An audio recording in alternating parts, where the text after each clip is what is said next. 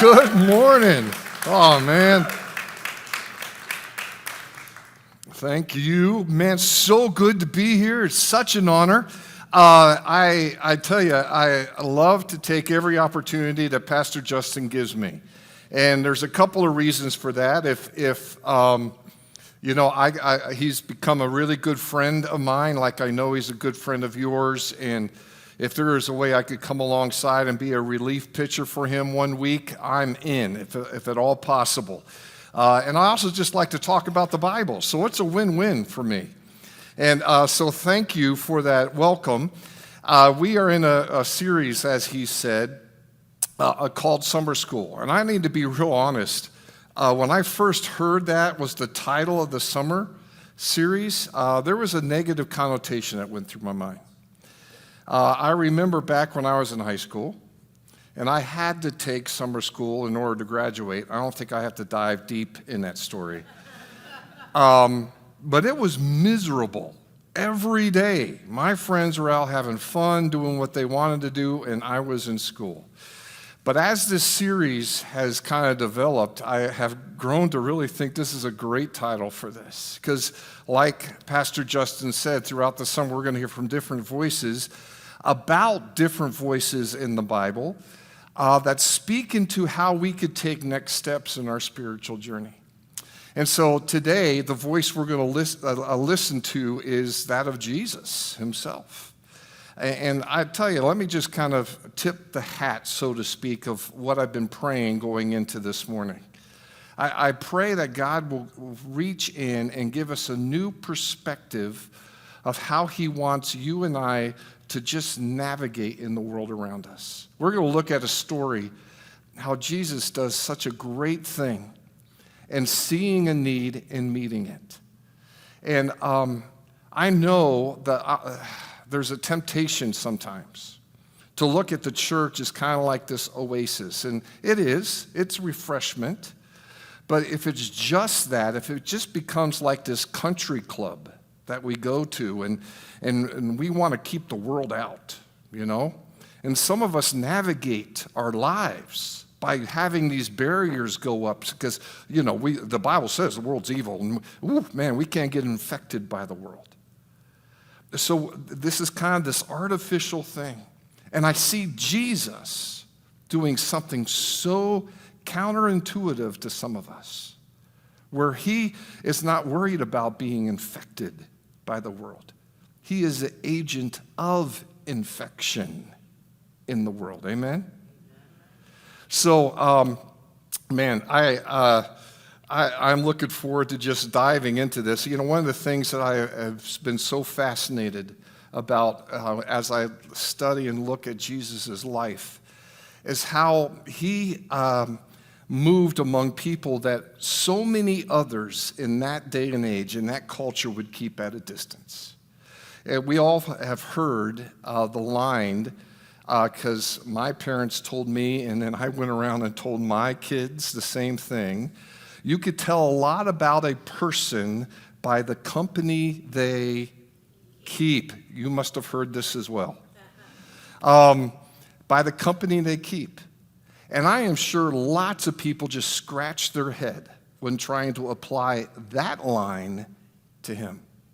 I mean, how could the most perfect person who ever lived in history manage to attract such notoriously imperfect people? Because that's what he came to do, is the answer. We're going to be in Luke chapter 5 today.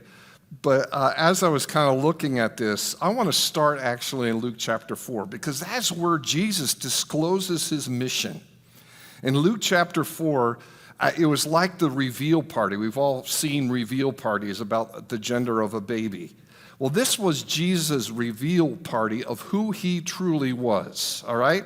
In Luke chapter 4, he's in his hometown, okay, of Nazareth. He's at church. He's at the synagogue. He's sitting there.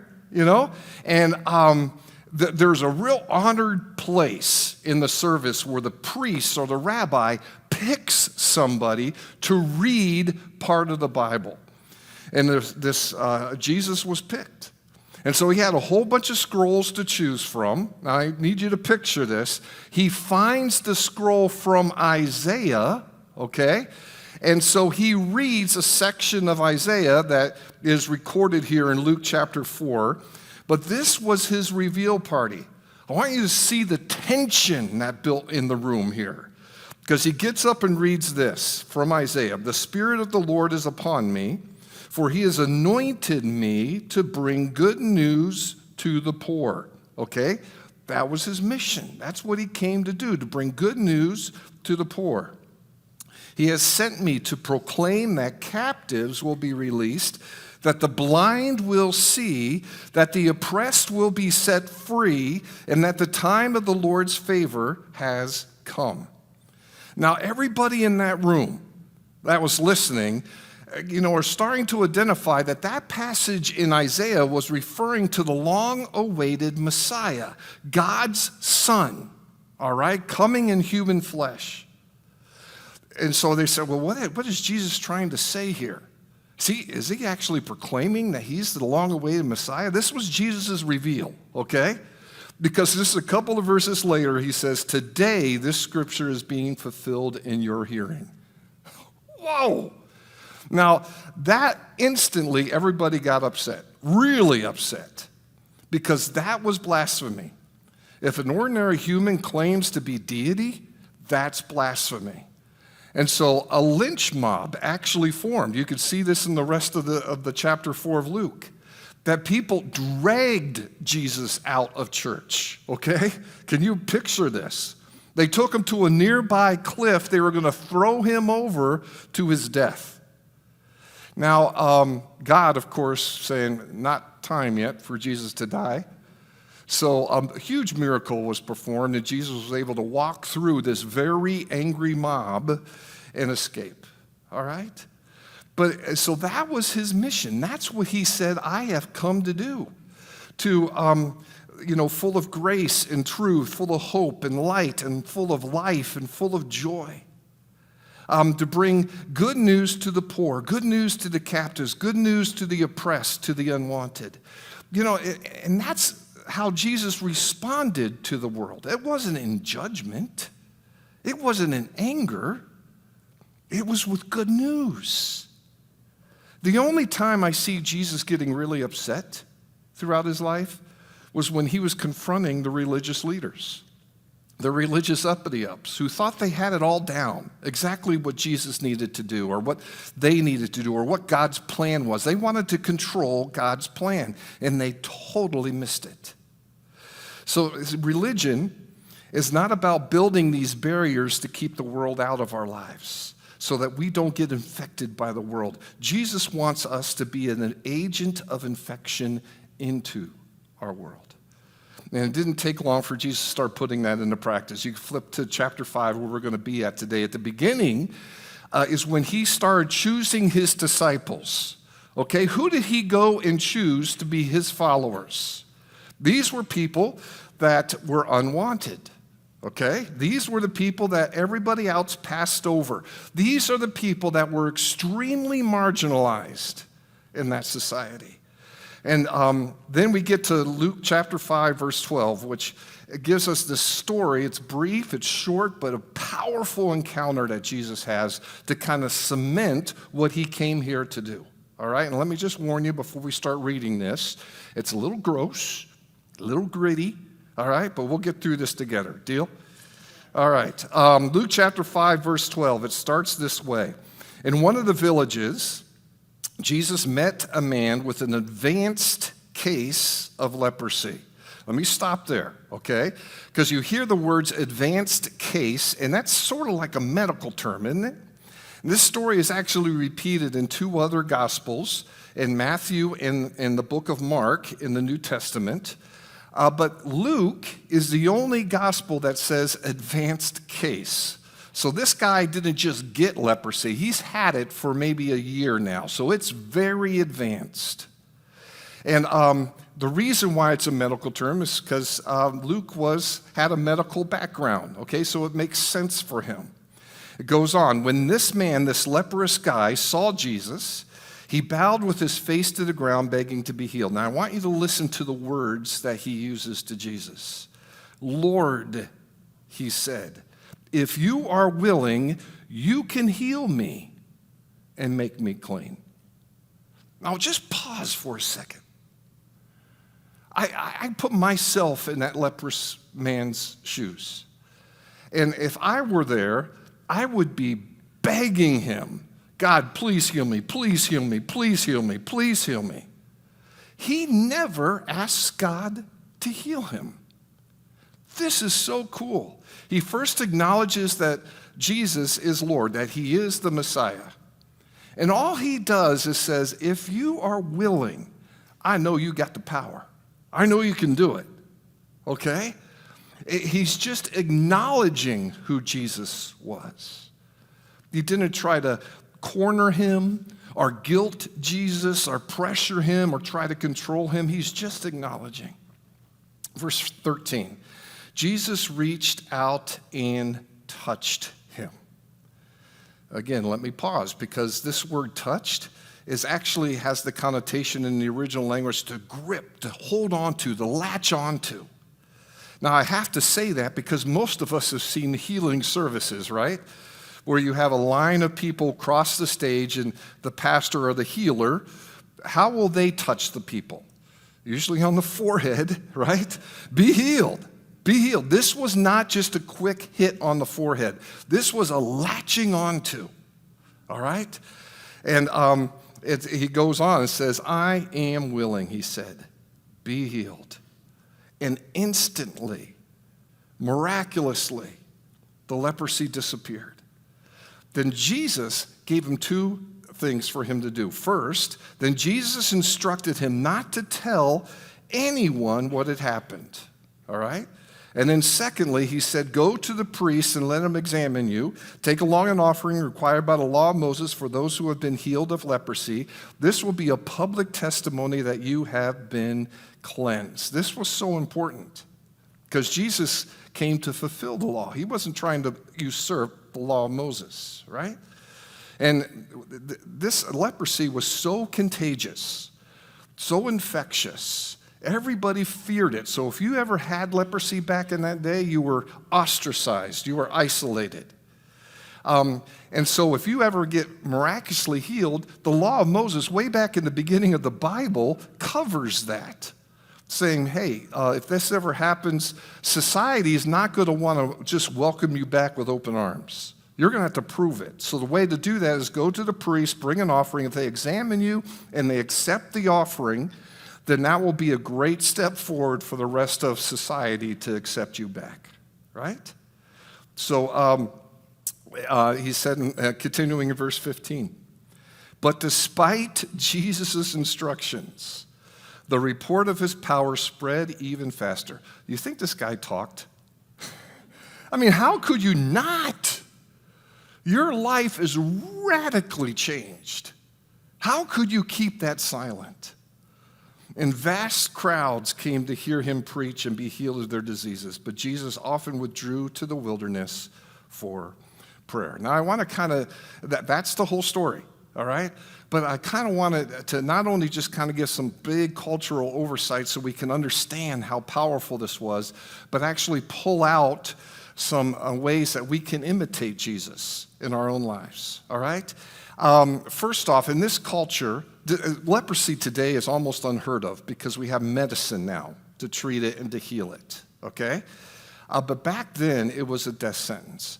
And so in the first century, if a person got leprosy, I got a chart coming up on the screen with a medical description, okay? The medical description is painful to read, all right?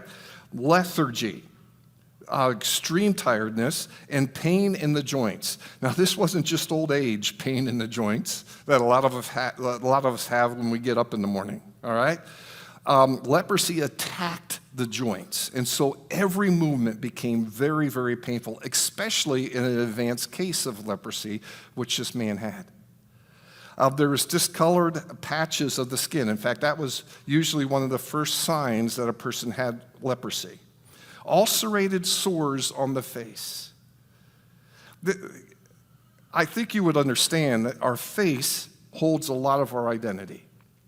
Our face we can't hide unless we're wearing a mask because of COVID, right? It's just always there. We spend more time getting our face ready to go out in public than sometimes the rest of our body. There is a lot in our face, and yet with leprosy, that's one of the first things to go. You lose that sense of identity. Ulcerated sores on the face, intense smell. If you've ever been around rotting flesh, it's a smell that you will probably never forget.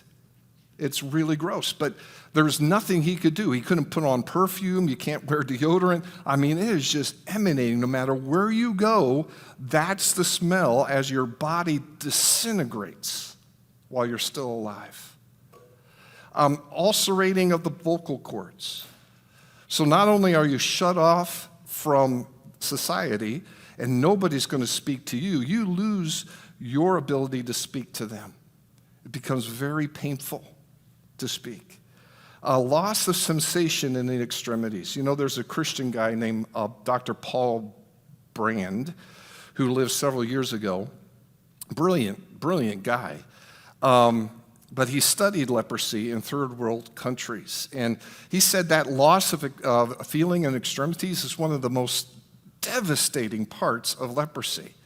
He said several times when he was in India, he would walk down the street seeing lepers in the gutters sleeping and witnessed rats gnawing on their fingers. So they didn't wake up. Could you just imagine waking up and realizing you have a stub now instead of a finger? You would sleep right through that. Devastating. All right, but it wasn't just medical.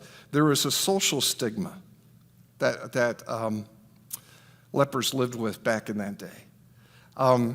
They were called spiritual and physical outcasts. They were unclean. It was such a devastating disease that the common knowledge of that day is if you got the disease of leprosy, you must have done something really, really, really bad. And that God is judging you for it. You deserved it. So you had that stigma to live with. And not only did everybody look at you as being just a tremendous sinner, not nearly as good as my righteous self, but you had, by law, if anybody ever got close to you, you would have to yell out as good as you can with your ulcerated vocal cords, unclean, unclean, just so people would avoid you. Can you imagine that?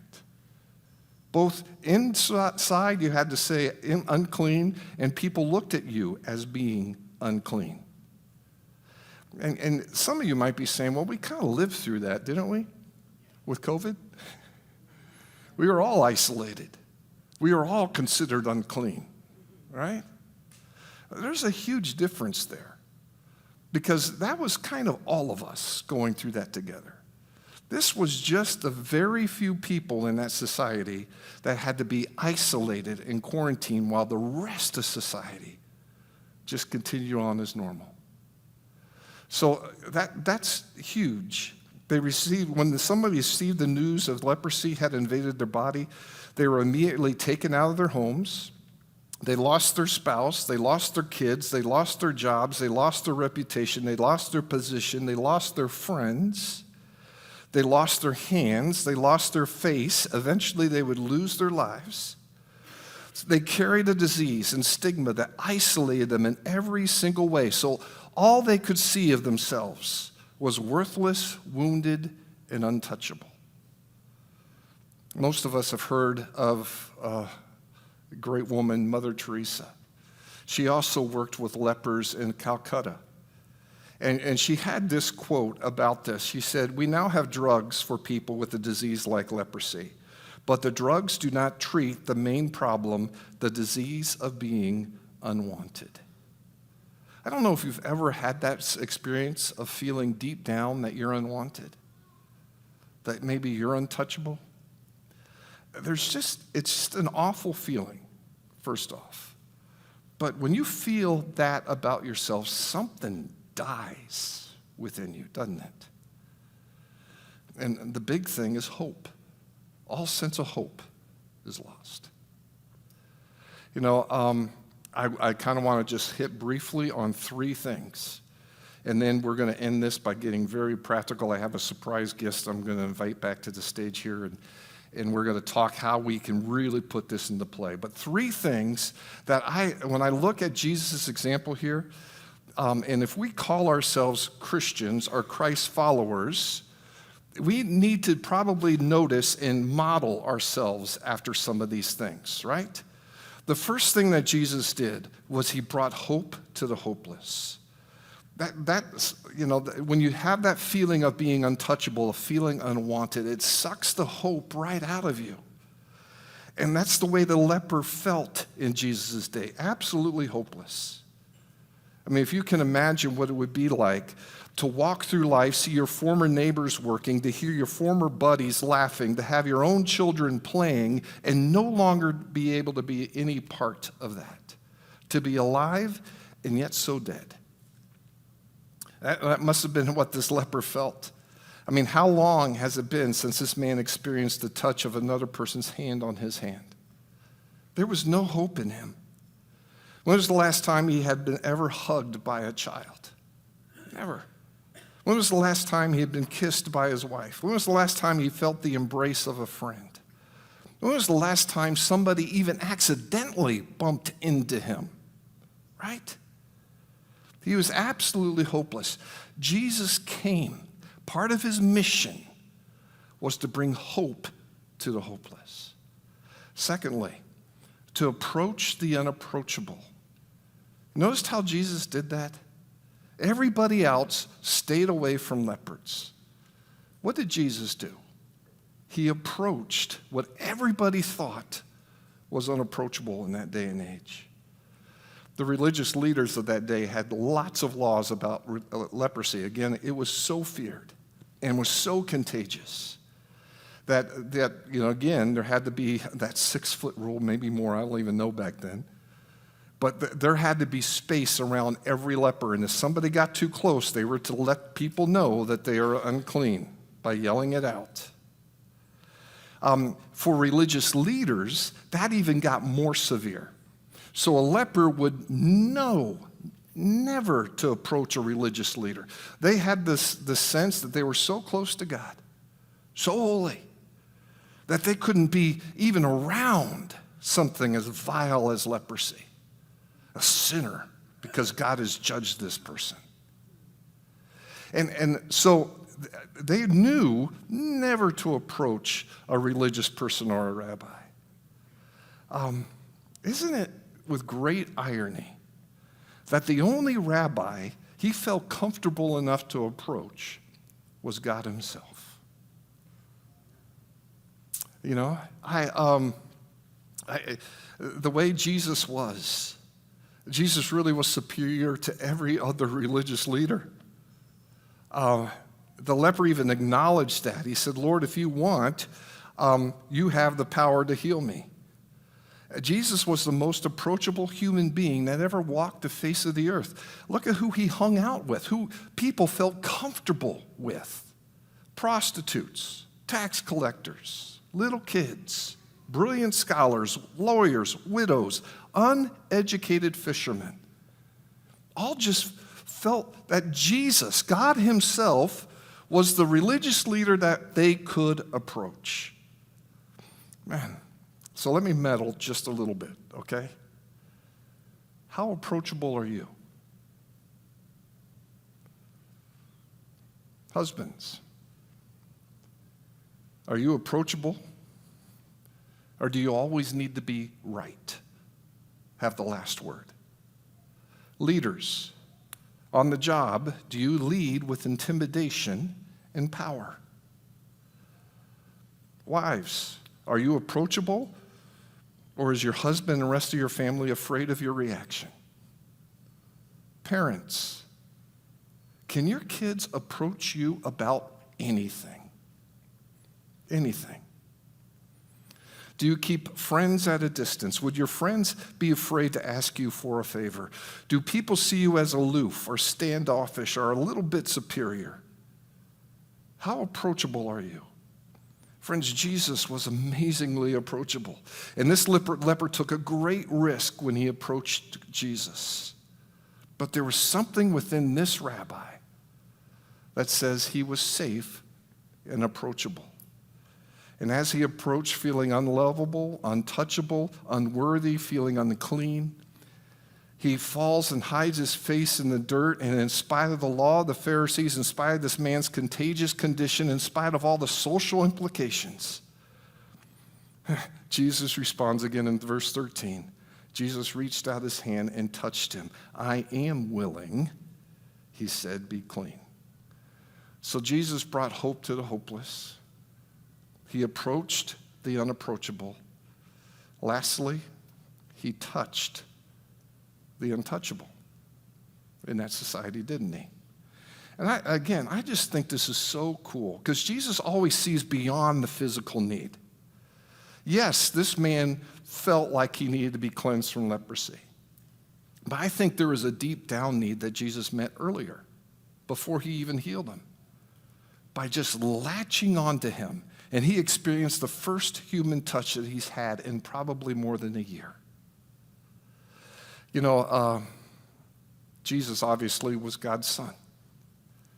And he could have healed people. He could have seen this guy from a distance, couldn't he? And said, you, over there in the back corner, you're healed, right?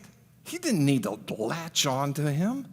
I mean, everybody else was scared to do that because of how contagious leprosy was.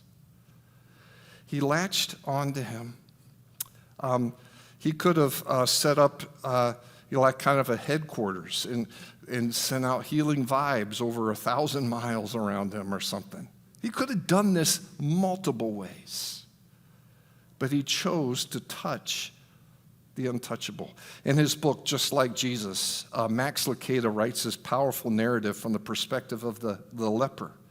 And at the end, he says this, had he healed me with a word, I would have been thrilled. Had he cured me with a prayer, I would have rejoiced. But he touched me. Imagine that, unworthy of the touch of man, yet worthy of the touch of God. Did you know that God wired us with the need to experience human touch?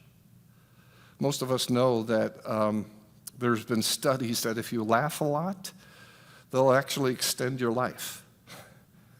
The same is true about human touch. If you have significant human touch regularly, it can extend your life. I chuckle because my wife is both a cuddler and a laugher. She's going to live to like 187, I'm pretty sure.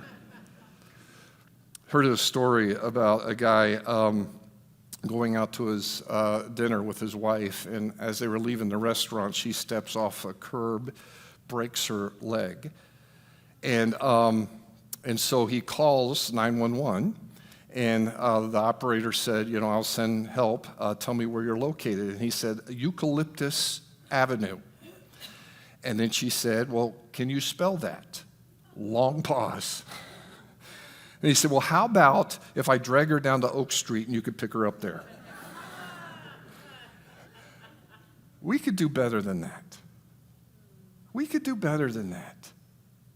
You know, and I'm not talking about like we have to all be touchy-feely, but I just realize that people need touch. People need touch. I've grown in this. I remember back when I first started in a church in Texas. Texas, man, a lot of people hugged. A lot of people. And I would always see them. My radar would go up. I would see them at a distance. Oh, they're coming in. Dang it. And I would stiffen up like an ironing board, okay, I can make it through. Maybe being married to my wife has broke me down over the years a little bit. But we all can get better at this. Do you know you've never locked eyes with another human being that doesn't matter to God? That being said, even though it's 2,000 or so years after this miracle takes place, after Jesus demonstrates how he wants us to maneuver, We still have untouchables in our society, don't we? I know if you look at history, there's all sorts of illustrations. I mean, there was a big race thing. If you were a certain race in years past, they were untouchable. You didn't associate with them. Or because of people's social standing. You know, the rich didn't associate with the poor didn't associate with the rich. Or maybe your education. People would just have this stigma that those people were not touchable to you. But even today, we've come a long way sometimes in those things, but even today, I got to thinking of the untouchables still in our society. And they're subtle. Maybe people that dress just a little too weird. Ooh, don't want to associate with that. Maybe people with too many piercings or too few piercings. You know, we just, man, I don't know what to do with that. Maybe if somebody has special needs, that makes me a little uncomfortable, so I don't know how to maneuver around that, so I'm just going to avoid it. Maybe they're untouchable because of their past or present lifestyle. Maybe they're untouchable, this is huge, that they've hurt you sometime in the past.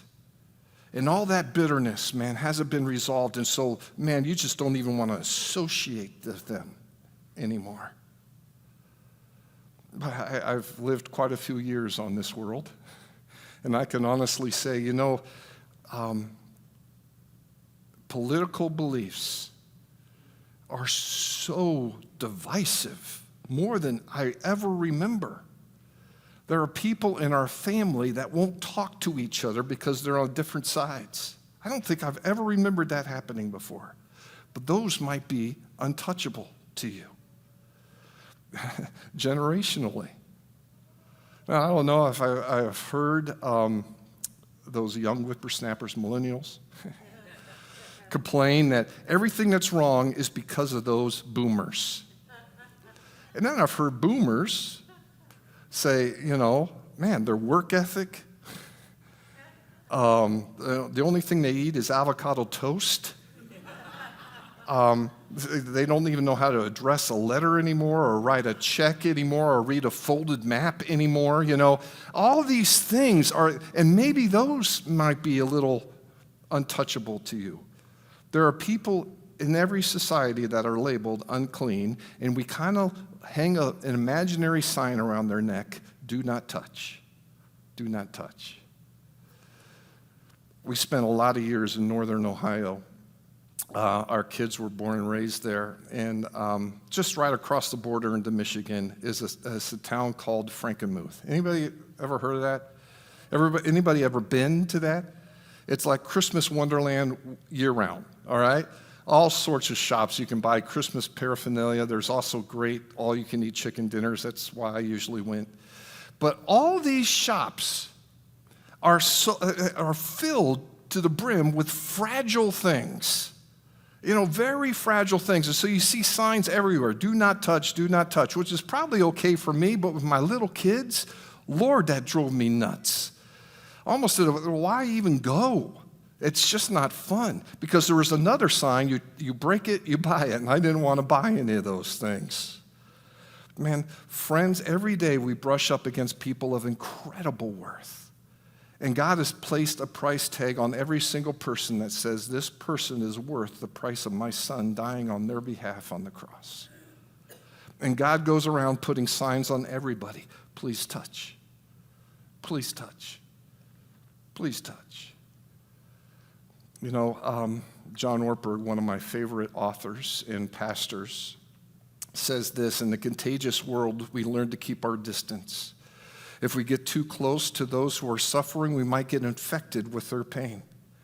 It may not be convenient or comfortable. But only when we get close enough to catch their hurt will they be close enough to catch your love. Isn't that good? Man, this leper approached Jesus by faith. Said, I think you can do this. I know you can do this. You have the power. I know you're the Messiah. And Jesus, when he reached out and grabbed on to this leper, he announced to the world, yeah, I'm that kind of God. I want to go through this with you. I want to be close to you. The psalmist says in Psalm 34, the Lord is close to the brokenhearted. He rescues those whose spirits are crushed. Friends, the truth is that Jesus did these kinds of things to give us a picture of how he wants us to maneuver in the world around us, to bring hope to the hopeless, to approach the unapproachable, to touch the touchless. To touch people that culturally they shouldn't touch. We got an up-close personal glimpse of the very heart of God to prove once and for all that God is not some unmovable deity sitting in the skybox somewhere, but rather God is a tender, loving Father who comes down to get close. Nobody ever touched a leper back then. If you touched one, you would get infected. But when Jesus touched this guy, he did not infect Jesus with his disease. Jesus infected him with his life and with his hope and with his joy. That's our mission now. That's what Jesus calls each of us to do. As his reps, as his ambassadors, that's what he calls us as individuals and us as a church to do.